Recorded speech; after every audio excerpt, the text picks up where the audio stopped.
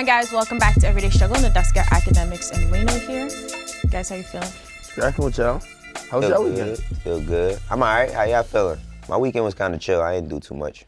I was kind of sick. Oh, I was going to say that's very rare for you. Yeah, it's a chill weekend. Yeah. I didn't do shit.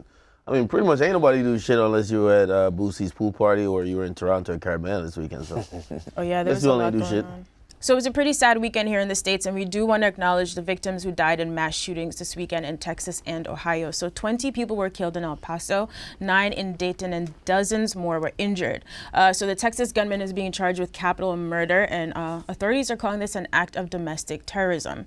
So Trump addressed this on Twitter, of course, in a series of tweets. He did call this an act of cowardice. He went on to say that Republicans and Democrats should come together and get stronger background checks, but then goes to add that we should marry this with legislation desperately needed for immigration reform, which really doesn't have anything to do with this. Then he also goes on to blame the media, saying that biased news coverage has incited anger and rage, basically not acknowledging all the hate speech he's had. So Rihanna did address one of his initial tweets on Instagram saying, imagine a world where it's easier to get an AK-47 than a visa. Imagine a world where they build a wall to keep terrorists in America. My prayers and deepest condolences to all the families and loved ones of the victims from Texas, California, and Ohio. I'm so sorry for your loss. Nobody deserves to die like this. A lot of other artists commented, of course. People like J.A.D. and Cardi shared their condolences, and T.I. very specifically pointed out that the U.S. obviously has a problem with mass shootings compared to other countries. It's pretty tragic. Just sending love to all of the families affected, of course. Yeah. When I saw this, first of all, it's one of those things where, like, damn, this shit's still happening very constantly in the United States. And, you know, one of the things I really hate about issues like this and really just tragic, violent incidents that, you know, people losing loved ones is that it becomes really politicized immediately after. You get me? It's like, hey, well, I'm going to say this because I believe in this. And it's more about like policies almost, and usually the public comments, especially by people in the government, more than the lives that are lost, right? So it's either you're for gun control, you're not with gun control. You know, a lot of emotional responses by a lot of entertainers here. And, you know, to a certain extent, you know, they're right a little bit. Like Trump has, it's a weird thing addressing him with it because, you know, like you can't blame another man for what someone else did. But like, you know, some of the divisiveness that he's used to not only win an election, but also rally his base, you know, kind of subtly smooths it over for those extremists. And you got to keep in mind, these are extremists, and extremists are never good on any side. Doesn't matter if it's Christian extremists or if it's Democratic extremists or Republicans or people that's just Trumpists, whatever you might call that. Never good, but he has a way of kind of double talking where he could condemn something, but he kind of like backs it up. You get me? When you start giving reasons why someone would do this, and you're saying that people might be frustrated, like, nah, bro, like these are sick people who are doing this. You get me? So it's I think he needs to work on things like that, even though, you know, it might be a lost cause at this point, but my heart and my prayers are with the families. I don't like talking about the other stuff at this juncture. Right. Yeah. These are hate crimes. Like, they're hate crimes. Yo. This dude said I was trying to kill as many Mexicans as possible. It's like, and the agendas Trump has set for with all the ICE stuff and everything and the border control. It's like, due to frustrations by whom? I think the biggest thing is that when any other group of people have these concentrated incidents, like being from the hood, cop tells me, we stop and frisk because there's shootings always going on, right? So if you fit the description of somebody who could possibly do a shooting, then they stop and frisk you. Right. When we continuously have the same type of person, right? Young white males in America buying assault weapons, nobody does background checks, nobody, like, if you buy an assault weapon, you should continuously have check-ins. Like, it should be somebody to come check in, not just on mental health, but like, all right, what are you buying this for? It's not just as simple as, oh, it's my Second Amendment right. Okay. Right.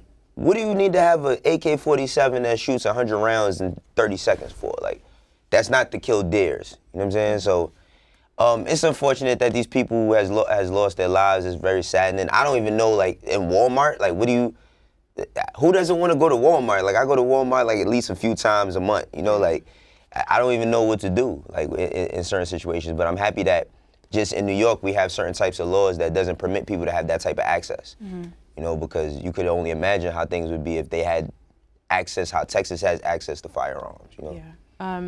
This is obviously like a big issue in the upcoming presidential campaign, right? It's come up a lot in the debates, and I think Congress is on recess right now, and they're sort of asking if they could end this recess early to come back and vote on 2 bills that would address background checks. Obviously, this is very serious, so we'll see what happens. But again, condolences to all the friends and families of the victims here. Absolutely. So last Friday, also, a Swedish judge ordered that A$AP Rocky and his co-defendants could come home. Of course, they've been locked up for a few weeks, awaiting a verdict. So we're getting the final verdict on August 14th.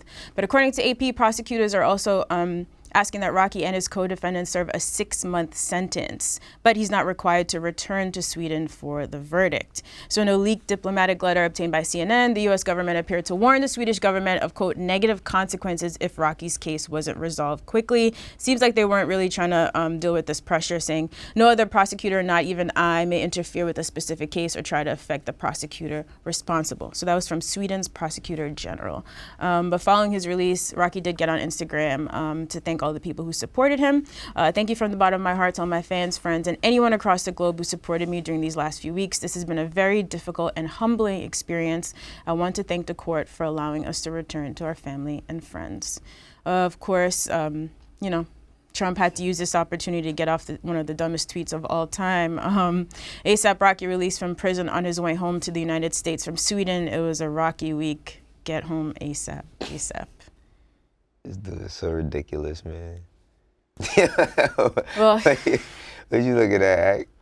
Honestly, I ain't gonna lie. I'm gonna be honest. I feel like Trump gets.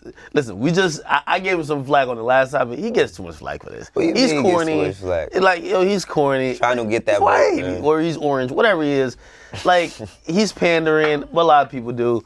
But honestly, I think we're hypocrites if we don't at least be like, yo, the United States government, right? They send a letter to Sweden to say, yo, our eyes on you, and if you're not treating this one citizen well, or at least fairly, there could be negative consequences.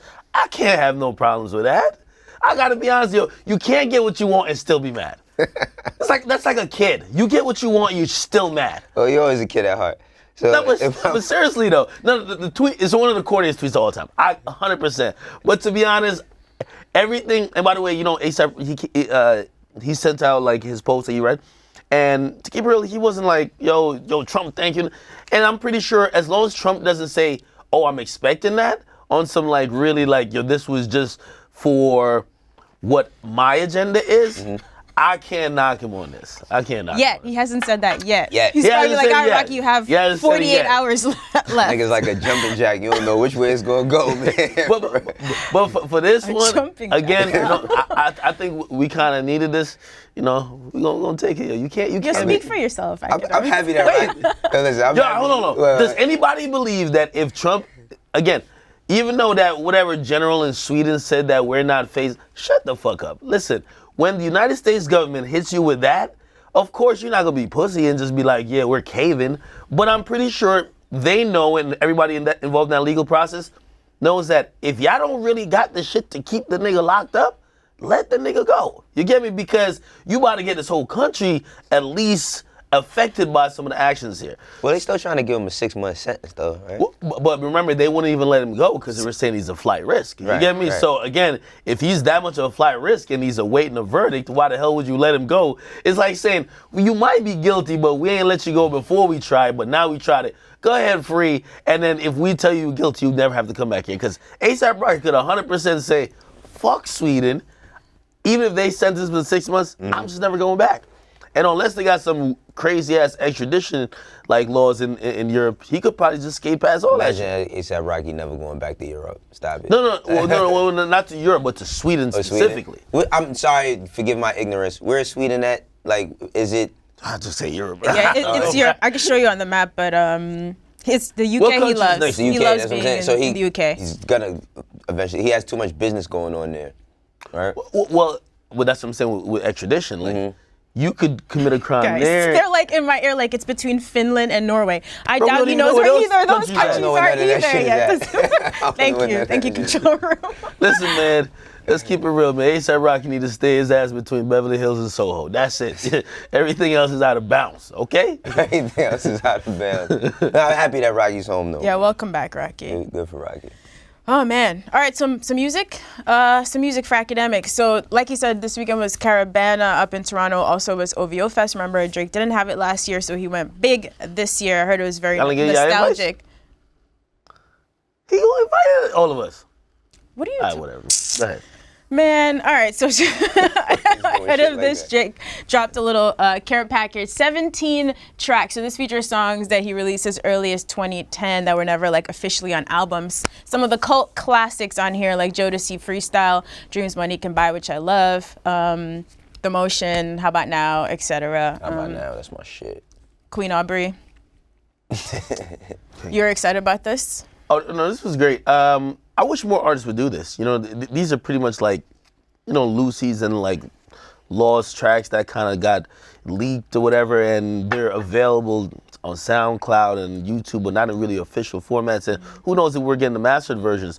It was interesting to see how this got dropped and when it got dropped, because I think we talked about, like, you know, Wayne has a bunch of songs that's never like, and actually I saw a report that Drought 3 is Drought 3 or one of the mixtapes that's like super legendary, should be heading towards streaming services. But, you know, like, the reality is this: SoundCloud is fucking dead, right? No one's really going to SoundCloud to like consume some of these songs that was only available there.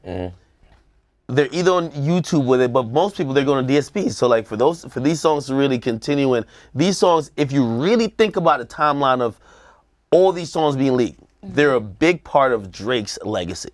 So for him to do that, the branding on it, which this is what I was getting to, it was OVO/Republic. Republic clearly with Cash Money, but and Frozen. I thought it was under Frozen Moments. I think just the other whatever he dropped before this was Frozen Moments. But seeing the OVO under a Drake release, because, you know, again, he signed to Republic, it told me that this was also an effort probably on his side, that was a joint effort, because these are Lucy tracks, right? Like Lucy's type of tracks. His label, right, which Warner, OVO's own Warner, along with UMG, kind of came together to clear all these songs, all these samples, and put it out the right way. I hope for other artists who we like a lot, who this happens to, I hope they can do the same. Drake is cold, man. He's cold. He's a cold guy. For real. I mean, like, people's trying to drop new music. This nigga dropped all his old shit and have, like, the #1 album. That's crazy. That nigga's cold, man. But it's good that these songs are finally up. I can tell Akademiks is excited. He's trying to contain his excitement right now. Just don't even realize. It was the 1 year anniversary. It was the 1 year anniversary of Akademiks with Sicko Mode too. Remember that Sicko Mode stream? No, I have all these songs downloaded, but like, to keep it real, like, who don't love girls love Beyonce? I remember when I was telling Drake about why I don't really, my critique on the R&B side. No, I'm sorry, the R&B side of Scorpion, I would have loved more if it had songs like Girls Like Beyonce, Days in the East, like that shit. These are all classic songs. Have you never met Drake before face to face? That's what I don't understand. I want to meet that nigga. You a liar. No, I'm not a fan. Hold on. You don't want to meet him? No, I don't. You just said I'm not a fan? No, I'm not a fan of people. I'm not a fan of him as a person. I'm a fan of him musically.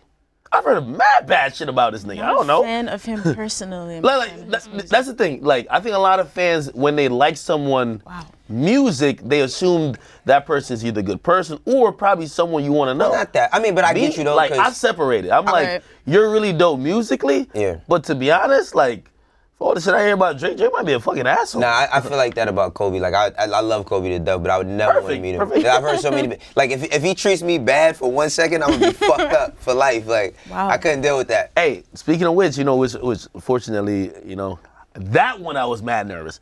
I met like my sports. No, not Nas. You was happy when you met Nas, though. No, of course I was. But Allen Iverson. Right. As a little kid, like, I used to like him winning the game would make me happy or sad. Did you have braids? And, Did you have braids? Nah, hell no. I had too big of braids. But anyway, I finally met him, and I've heard mad stories about him, and I was always fearful that, like, I would have that moment that I met him, and it just ruined everything. But it was cool. Yeah, that's cool. Yeah, that's a really cool guy. I heard a lot of people with Jordan, but whatever. Oh yeah, that's a whole different. He's a different story. He's a motherfucker. I heard. Everybody crazy knows, stories though. about Michael Jordan. Eric Chameleonaire don't even watch basketball no more. He's a football guy. So let's see. We had a couple fan questions. One of them wanted to know like favorite cuts, but we already heard that. What do you miss most about the old Drake compared to the new Drake? I don't know. The next fan question. Hey guys, love the show. Thank you, appreciate you. Do you guys think Care Package is just an appetizer for what's coming next from Drake? Maybe a new album? I know Akademiks would know. How's it an appetizer? Yo, it's like, having food from like last year is like an appetizer. Well, Wayno makes a good point. So he's already dropped a couple singles, right? What was it? The Championship, Best the World Pack, and then he comes with this. Is he good for the year, or do you think he's just leading up to another project? No, project's definitely coming. I just don't know if what we're hearing so far, even with the Money in the Grave and the Amir track, there was a couple other tracks that leaked, and Join with him and Ross, Gold Roses. Yeah, well, that came out, and there was a song that got leaked that was a joint song with him and two of them, with him and Future, and I think all those songs are a little bit old. I think this song, the Gold Roses song, clearly that is like the official like reuniting of like Drake and Ross after the whole thing. But I think those songs they recorded a long time ago. Who knows? Do I think that something's coming? I mean, Of course it's coming. Drake is never gonna stop, but I don't think he's dropping an album this year. I don't think he needs to. He can wait. 2020. Some project coming and say, whether we call it a mixtape or a capsule, whether we call it a goddamn playlist, something coming. Let's see. Frozen Moments LLC. All right, Ak, might as well take us through some numbers then. Oh, great. My favorite. Great. Listen, as Wayno pointed out, which I could tell he was impressed by the sales, or the projection of the sales, Drake's Care Package is projected to land easily at #1 on next week's Billboard chart. It's expected to move between 100 and 120,000 units. Dirk's new project, which, man, I can't lie, man. I'm so proud of Dirk, especially where he came from since his Def Jam struggles. His latest project, which is a Love Songs for the Streets 2, I believe, it's expected to sell between 35 and 40K. And, salute to Alamo and Interscope. They're working the shit out of that. Yeah. Also, NF. Don't even know who this nigga is. I ain't even gonna cap, bro. But he's #1 this week for last week. Albums that got released. He sold 130,000 units with his album The Search, and Chance the Rapper, The Big Day, which is his debut, that's twice the big day, sold 108,000 units. Those 118, but whatever. Anyway, he was #2, clearly the NF. He was projected to beat him out in the first week, but didn't pan out to be that, and I don't know how Chance feels about that. However, Key, Glock, and Dolph, Dumb and Dumber, they came up here last week. I landed at #8, selling 36,000. And also, I couldn't forget, because we had some historic shit that went down last week. My man Young Bands, who, to be honest, go ahead. No, can I get through the numbers? Yeah. Young Bands, listen, he landed on the opposite side of history. Like, remember when Cole went platinum without no features? This is the first nigga to go triple styrofoam with mad features.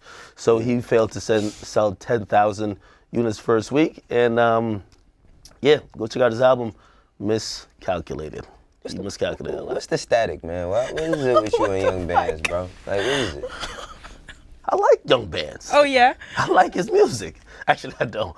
But what's the problem? I just want to know what the problem is. Oh no, Young Bands is just a rapper who will come to a conclusion at some point. But his album came out. Y'all go check it out. It's called Miscalculated. I'm gonna check it out because people keep saying that it's good. A lot of people keep saying some people say. I don't like certain things about it. I don't like. You wanna know the problem? There's certain things I don't like about artists. When upcoming artists are coming up, we understand that rappers are full with lies and they love to cap, but like the way how Young Bands does it, I think that's why he has some issue and some static with Yachty as well, is like you can't just finesse all the way to having a successful career. Like, for example, you know, on this album, and some people do like songs on there. You know, like, he clickbaited, like, the deceased XXXTentacion. You know what I mean? Like, the homie got a voicemail. He threw it on an interlude, and he threw it on like it was a feature on the song. It's not even a rapping verse or a singing verse. So, of course, people don't like things like that. You know, he bites off a lot of other people who have had success doing things, and he'll act like he did it first. So, you know, things like that. But you know, I don't trust Akademiks' judgment. I gotta go listen to this for myself. Nah, go. No, you should. You know who has? No, you should. You know who has a good album too? Maxo Cream. Did you hear Maxo Cream album?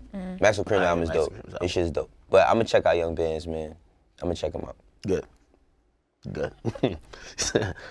He needs all them streams, Wayno. Make sure you stream like 1,350 times. That's an album sale. You petty, man. At least you guys balance each other out with the pettiness and the diplomacy here at Everyday Struggle. Wayno like some of these niggas too. I'm waiting for him to get petty. It's a lot of niggas out. Wayno's be having a smile with a little small eyes like that. There's a lot of niggas I don't like, but that's. No, I ain't gonna lie. I was waiting for him to flop. We know you were waiting, Akademiks. And also, and this is another thing that I really hate. And I think this more out of everything else, again, with the captain in the line, like, Young Bands is not independent. And I'm tired of all these fake independent niggas lying to fans, lying to people like me that went, like, a couple years ago when I had no access to figure out what was what. I used to literally sit there and I would even talk to my other homies who were rappers. Like, imagine there's a rapper from your neighborhood or your city and they're really independent. And then they're seeing somebody drop a project. They have XXXTentacion featured on it, Gunna, Young Thug, Future, Nav, Lil Durk, and this nigga is over here claiming he's independent just like you. You ain't got nothing but your two homeboys that roll up weed with you featured on your album. You broke as fuck, you can't promote it, and this guy's acting like he's in the same lane with you. We had the same type of, like, you know, witch hunt almost for Chance the Rapper when we were trying to figure out if he was independent. Because honestly, I hate this fake independent wave. I get it, y'all trying to like maintain this little aura with your fans, but it really fucks up the game when y'all are having albums with that many features and doing everything when being pushed by like a whole ass label and claiming independent. Other than that, me Young Bands were best. Akademiks is bothered. All right, I mean, it just went from pure pettiness to him at least trying to make a good point. Yeah, I ain't mad at you. Fair enough, Akademiks. Preach. All right, something everyone's looking forward to, Port of Miami 2 is coming this Friday. So Ross has obviously been doing press. So during a recent interview on Big Boy's Neighborhood, he was asked if he would ever collab with 50 Cent. Take a look. Honestly, I'm a businessman. If 50 Cent still had value, I may have been done it. But not being funny, not on, homie just ain't, you know, he ain't that dude no more. Man, we was riding through L.A. smoking the Hate It or Love It yesterday. Yes, sir. Hate It or Love It. The underground's on top. Yeah. If he was still making music like that, of course, one of my dogs could hit me. Drake could hit me and say, Rozay, I got 50 on the record. And if he was still dope like he was 8 years ago, Rozay will lace that. Now, of course, 50 responded. Here's what he had to say. Do you care? Does that make you feel any type of way? No. I don't know what his value is to music culture at this moment. Would you make music with him ever? I never made music with him. I don't have interest in making music with him. In hip-hop, they said, now what have you done? What have you done for me lately? All right, so they watch. You could get next to the guys that got momentum and try and survive based on that, but there's not a lot going on there. Shout out to my boy Speedy, though. Shout out to Speedy. Why 50 look like a pastor? Right? He does with that cut. Like a Must be talking about power. Yeah, that looks like a press Like, junket. he looks like he's like a director. Right. Man, I love 50. 50 my guy. But Ross is right. Ross is mad right in this situation. And 50 could have answered all of that by just being like, because 50's a numbers guy. Let's be true. Ross ain't about to do no like mind-blowing numbers. But what 50's wrong with his like assessment of Ross not being important in music culture, Ross still makes pretty good projects, and we could still probably say understatement. We could probably still say Ross is either still appreciating with time or he's kept up the quality, you know. And in terms of 50 doesn't really ever. I don't see 50 judging stuff from a quality perspective. He judges stuff from numbers. So for him, he looks at it in terms of numbers, and maybe that's why he has that perspective. But honestly, from the people who love music, 50, He's kind of right. And do I believe Ross? Do I think he was being facetious by just saying I would work with 50? No, I think he would. You know, like we saw him and GC on the track. So I think he would get on a track with 50. Is there going to be petty slugs thrown back and forth on the verses? Yeah. But I think at this point he's kind of saying, I don't even think this nigga is dope right now. I don't think 50's in the music. But I think 50 is kind of, even though he's great at critiquing, he's left out the part that his brand has moved a lot away from music. Right. And I don't know if that's one of his interests in terms of making music anymore. I mean, he's completely removed from music. I mean, you can't remember the last 50 Cent song you've heard other than the intro to Power. Like, other than the intro to Power, you can't remember the last 50 Cent song. Like, while that is the fact, I don't think that 50 is incapable of making music. I just think that the good thing about 50 is that he adapted. Once he saw that music wasn't his shit no more, he jumped fully into film and television and all that. And he's still one of the biggest people in that now. You know what I mean? We're having his own show and doing movies and all that. So, I mean, the only person that could get them on the same track would be Dre, like Ross said. Like, if he called him and said, yo, I got him on the track. But that's probably not going to happen. But facts and fiction, straight up.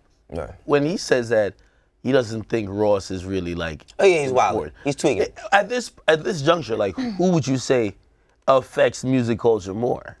I mean, he's tweaking. I mean, Ross definitely affects music. Like, people care about Rick Ross dropping music. Like, I'm not agreeing with 50 on that at all. Like, people definitely give a fuck when Ross is dropping an album. You know what I mean? Especially with the career he's had. Like, his career has always been rooted in music. It's never been anything else. It's always been rooted in music. I mean, he has shit outside of music, but that doesn't bleed into his music. Like, he's not doing so many wing stops that we don't care about his music no more. You know what I mean? Yeah, the only thing I like, well, if he just kept it all the way real, it'd be like, yo, listen, man, that nigga baby mama sued me. I don't fuck with that nigga. Fuck that nigga. Like, just keep it 100. Come on, man. Like, you gotta show the promote. This is one of the moments when 50 was not being all the way 50. Like, honestly, I thought.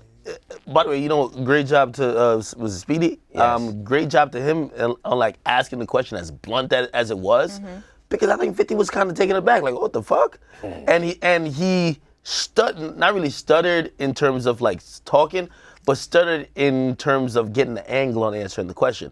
And usually 50, he's usually really snappy in terms of interviews or all that. Felt like he was caught off guard, and hey, it is what it is. That's my guy, Speedy. right. All right, so let's get to a couple of fan questions before we go. So, the next election, guys, coming up 2020. This is an important one, and artists and politics are interesting. I've definitely had a couple interviews where I'll ask a question because I covered the 2016 election. I'll ask a question about the campaign, they'll answer, and then later even ask you to edit it out because they think it could be damaging to their career. So, our fan question is, do y'all feel rappers who are vocal about endorsing a presidential candidate helps or hurts a campaign, and should entertainers stay out of politics? So this is a two-part question. One, should entertainers stay out of politics? Let's start there. I think that entertainers should stay out of politics if that's not their lane that they're trying to go. Because the thing is, like, in order to get in politics, you have to educate yourself. Same way with rapping. Like, if it's always hard hearing a person that's not of hip-hop culture speak about hip-hop culture from their outside perspective. So I think it kind of goes the same way when it comes to politics. Like, there's nothing wrong with saying a few things, but I don't think you should get deep personal thoughts if you're not well versed in politics. And if you don't know, it's nothing wrong with just asking a question. Right. So I think it's half and half with that. Yeah, right. The most of these rappers say the fuck on out of politics. Of course, have a large influence. I do believe, you know, I give a lot of credit to like Diddy, even though he's much more than a rapper, right? And Killer Mike, who was very involved, and obviously Bernie didn't win, but also very knowledgeable. Well, that's also a different angle. But like Diddy was really involved in raising awareness to vote. Right? I think all rappers should do that. Okay. Don't get me wrong. All rappers should say vote. You should encourage your audience to register to vote. I think when it comes to giving real or trying to impart your knowledge on candidates and who you should vote for and all that, I think that's where we need some more education than just, hey, I don't like this person, or really surface level shit. Right. Killer Mike is way different than most of these rappers. Yeah. Right. Very educated. David very Banner well too. David Banner as well. Very well spoken on, educated and well spoken on most of the policies, and really could get into more of the nitty gritty of what's going on. I think for some rappers, and like, you know, you can't knock the Cardi B's, we love her. I think for her, she should, like, you know, certain issues really matter to her. Right. You get me? Like, she's a Hispanic woman from New York. Yeah, she has strong beliefs on certain things. I think she should definitely vocalize those issues. And if people agree with her, fine. But I think the elections, especially a presidential election, is so complex. Like, you know, there's some people who vote literally off one issue. It could be like abortion or not, right? Some people might, fuck it, they're voting on who's going to legalize weed. Some other people care about healthcare. Some other people care about other things, gun control, that could help their decision. I don't think you should try to brainwash your followers just by, like, either picking one side or the other. And also, from what I've seen, rappers could be used as pawns by these guys. Why you think Trump is trying to run with the whole ASAP shit? Not saying that he don't, like, telling you, man, he trying to get that vote. He definitely trying to get that vote. I remember when Hillary Clinton was trying to run against, what was she running against last time? Was it Talking about Trump? Trump? Or Right. When in she her did the party, dab? you mean?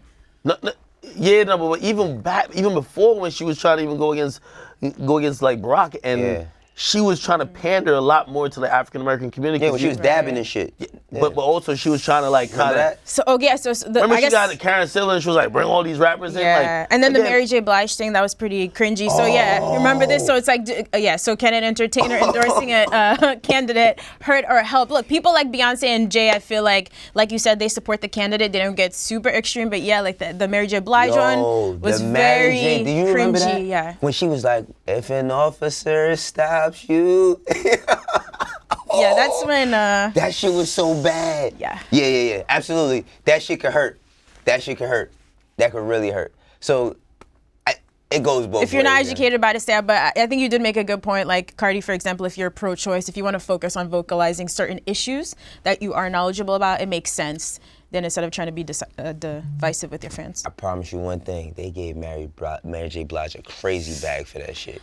I bet you they gave her Mary like was singing like in Burger King, like shit, like a Burger King. That wasn't that though. That was separate. But this No, but that's what I'm saying. Like, like she's down to accept the bag. You know what I mean? That's what I'm saying. No, but the shit that she did, because they was talking about like black people being stopped and frisked and shit, and she was singing to Hillary Clinton, and Hillary Clinton kept looking at her going like this, like nodding her head. It was so bad, but I know that they paid her probably crazy for that shit. And also keeping it very blunt. If I'm a rapper, entertainer, if I had to, or say I'm giving y'all advice, I would say make sure whatever size you're gonna be publicly putting your career on display for is kind of what's in tune with the culture that's supporting your career.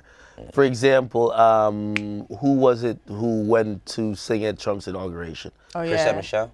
Great. Accept that big check. It rumored to be $500,000, even though she claimed it wasn't. Yeah. Fine. But that shit hurt her a lot. What?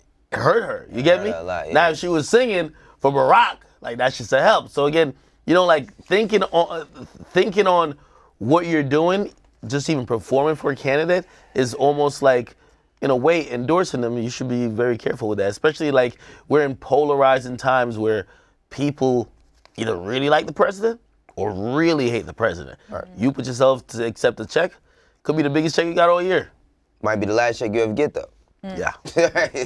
All right, so we got one more fan question for you guys. This one is from Trey Sessions. After a rapper becomes successful, does he or she have to reach out to other up-and-coming artists in their city? You ain't got to do a goddamn thing. Yeah, you it's really don't. not that black and white, is it? Right, it's not. But I think that you know, if you're an artist and you're successful, it just depends on like what you want your legacy to be. I think that like if you build other artists, not necessarily build them, but just like mentor them in a way. Like one thing I say about like Toronto, like I met a lot of different artists from Toronto, and like no, everybody up there isn't OVO, but what I learned is like they try to help out other artists that's on the come up. So it doesn't necessarily have to be Drake. It's like people who work with 40 or 40's person that he's mentoring, and that helps everybody out. Or like Memphis, where you have Gotti. Like Gotti is all over every single artist that's coming out of Memphis. Like if you're an up-and-coming artist out of Memphis, you might not be signed to CMG, but he's willing to like look over your contract or give you some advice. So I think that is a good thing, but you don't have to. You know what I mean? You don't have to. I think it just depends on what you want to accomplish in the end. You know? Or how you want your city to feel about you in the long run. They don't Absolutely. forget. Some people would be like, fuck that city, you know?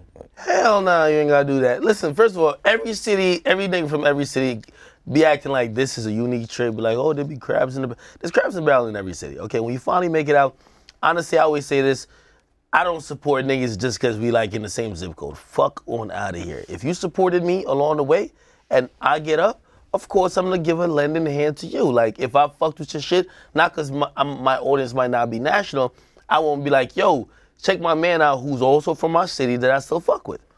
Great. You know, like entitlement comes with like people feeling that, yo, you have to, you know what I mean, like fuck with me because I'm from a city. And by the way, even with Gotti, right? And just like other people who do show love to people from their city, like, yeah, there is a lot of benefit there when you get ahead of the curve. You get me? Shit. The whole thing with Gotti and Dolph kind of got weird because trying to reach out, but Dolph was like, nah, I'm good because he don't want to sign. So again, when you're ahead of, like, I look at that in two ways. Like, yeah, you're helping people out for your city, but really you're just kind of getting the leg up. Like, if you're signed to me, I'm still that nigga, right? I came from this city, right? If I sign everybody else who's kind of popping, again, not everybody's like Ross is gonna make sure you turn out to be the bigger artist or whatever it is. Shit, that might just be a way of controlling your career. Who knows? Yeah, but I mean, we're not necessarily talking about signing, just like, you know, and that's the thing. Entitlement is a big thing. When anybody sees a person get another opportunity, they don't want to learn how to do it. They want you to do it for them. I'm not gonna say everybody, but a lot of people, they see you, or they see me, or they see you, and they like, how can you do something to help me? Right. Not how can I work up to get to a certain level. How can you do it for me? And that's where they go wrong. But you're not obligated to help anyone, but that's all dependent upon what you trying to accomplish in the end. Like, you don't have to necessarily sign an artist, but I think like it could go so as far as just having a conversation is like bringing an artist up. Like, an artist could be on the come up and not have a situation, and one conversation with you could change their whole trajectory of their mind. So I think like that helps, but please don't be out here trying to sign everybody. You cannot help everybody. If it was that easy, I would love it. But you know, like I'm telling you, yo, niggas gonna be like, yo, he from our city. It won't be like, oh yeah, he talked to me and chopped it up with me. Yeah. Y'all nigga give me a verse. He don't post my album. Oh, yeah, it's like, it's that. so much entitlement. You know what, I think that people gotta stop using the crab in a barrel like analogy, only because like crabs being in a barrel is not their habitat. You know what I mean? Like, that's not a crab's there's not a crab's habitat. And just think about if people were stuck in a fucking barrel. Everybody would be pulling each other trying to get out. You know what I mean? They're fighting for survival. So that whole... That's kind of what America's like. Yeah, like that whole ideology of crabs in a barrel, like, they're not like that when they're free. You know what I'm saying? So stop using that. It's because of Jay. Right. All right, let's end with this one. Some good news. So last week, Lauren London said that there's going to be a Nipsey Hussle tower built in the parking lot of the Marathon clothing store out in LA, which is really dope. So they're going to like shut it down until further notice for construction, but fans can still buy things online at themarathonclothing.com. The end. Great. Dope. Back to that last, I just remember the store. Because, listen, the hometown that I'm from, Jamaica or Jersey? No, Jersey. Like, Jamaican niggas don't got that type of hatred and jealousy in their heart, trust me. Okay? But, listen, so a couple of niggas, I remember they were like vocal last year on like Facebook. They're like, yo, this nigga went to a high school and he don't showcase none of us. The niggas who are the most mad, they stole my bike in high school. Them niggas borrowed nigga borrowed $5 from me at lunch. He ain't never give it back. These are the motherfuckers who want now for me to help them out. Fuck y'all niggas, man. I don't care if we could have been in the same class. I don't care. Yeah. I'm just saying, bro. No, it's not about, like, geographic location. It's dope when you feel like it's helped you pass it back along. But sometimes I know a lot of people who feel like they have some resentment because they felt like they had to get acceptance from, you know, the old saying, you get acceptance from strangers before your friends? Yeah. Hey, man, listen, I mean, like... Imagine if Harlem didn't accept you. Then you get on, and everybody from Harlem like, yo, Wayno. You think... you listen, no, I'm here. going to keep it 100. You think people from Harlem don't do... Like, you think people from Harlem don't say... It's not a conversation that I ain't signed this nigga, or I ain't put this nigga on, or I ain't do... Why am I working with him and not him? And the thing is this. I do what I want to do. I know one thing, when I had a regular job, nobody had no fucking questions. Nobody was asking me, was my job hiring? Nobody was asking me shit. And when I did other things, nobody fucking, I'm not saying that, like, I'm not looking out for people just because somebody didn't look out for me, because it doesn't work. It's not a transactional thing. But, like, I don't owe anybody anything. I don't owe you shit. And the thing is, ultimately, when it comes to this type of business, are you qualified? Like, are you qualified? I'm pretty sure if I got announced as a fucking top brain surgeon, nobody would be asking, can they get on as an RN? Right. Like, for real, you know what I mean? But only in music does a nigga get a job, and then everybody's like, well, where's the job for me at? Yeah. Nigga, do you have a job for me? Like, are you qualified, my nigga? Because I'm not hiring my moms if she ain't qualified. Are you qualified? Are you qualified? But look, even if you don't feel like they said, you don't have to help other artists. From Harlem, man. No, but giving back to your community is still different, and we know, like, we all feel passionately about that. Wayno definitely does. So giving back to your community, always do that. Yes. Helping put on other artists. In Grenada, they be looking at you like, you know, you was. Where the bag at? It's like, yo, that ring looking kind of shiny. What's good? Like, for real. Like, you ever see people who you never seen be like, yo, I remember when you were young, like, I used to look out for you. Like, well, in Grenada, it's so small. Yeah, I'm just pinky when I go home. Listen, man. That's different here. Anyway, guys, thank you for watching Everyday Struggle. We will be back here tomorrow on Complex. Bye. Peace.